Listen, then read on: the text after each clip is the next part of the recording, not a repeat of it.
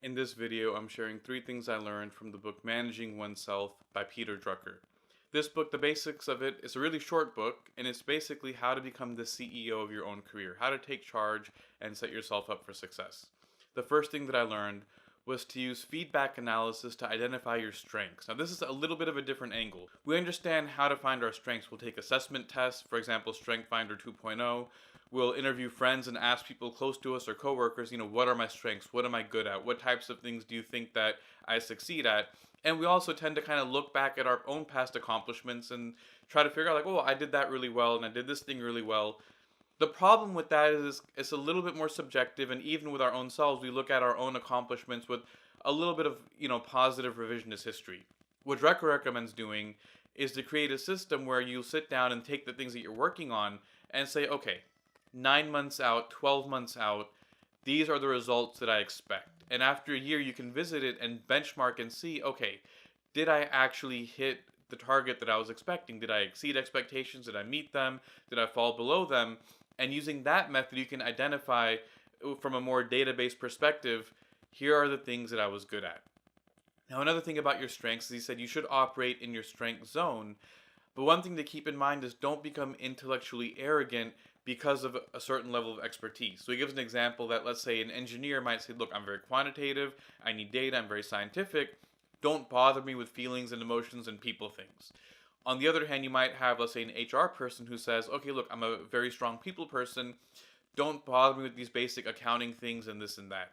Now, he says you do want to operate and work in your strength zone, but at the same time, you need to know functionally what you need in order to be successful at that strengths area. So, for example, let's say you've got a creative person, photographer, artist, graphic designer, but they might say, you know what, I'm terrible at communication, I'm terrible at email, and so they never communicate with their clients. Chances are they'll lose a lot of their business. So, they might not be strong at communication to the point where they become like a project manager, but they need to be functional in the sense that they have to be good enough where it allows them to be able to do the creative work very well.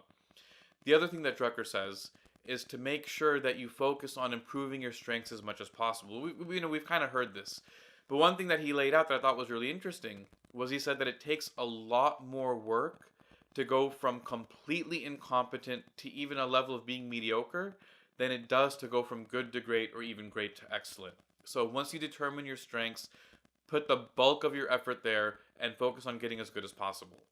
The second thing that I learned from this book was Drucker saying make a decision as to whether you're an advisor or a decision maker. And this kind of plays with the whole strengths thing.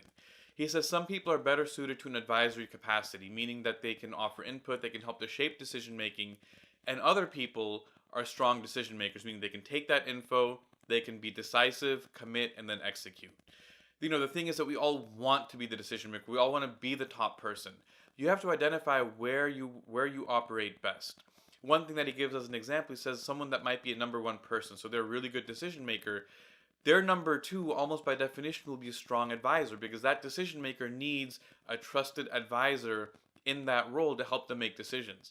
Now, when something happens to that number one person and they're out of that role, the number two person gets promoted, and now what do you have?